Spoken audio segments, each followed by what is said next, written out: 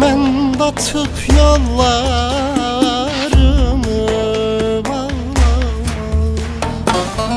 kement atıp yollarımı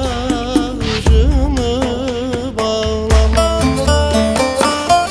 Ağlamanın vakti gülüm geçti, ne çare. Kement atıp yollarımı bağlama, kement atıp yollarımı bağlama.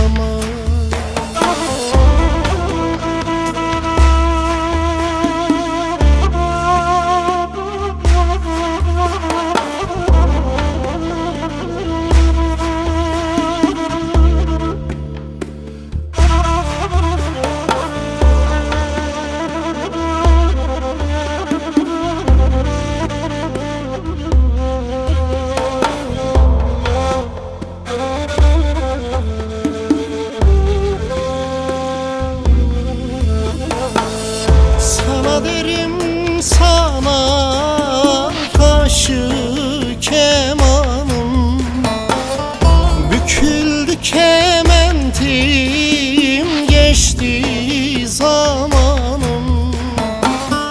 Gidiyorum yedi belli cevranım, yarim gitti diye yürek dağlar.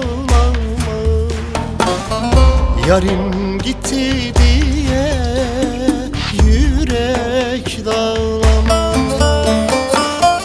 Gidiyorum yedi benli cevranım, yarim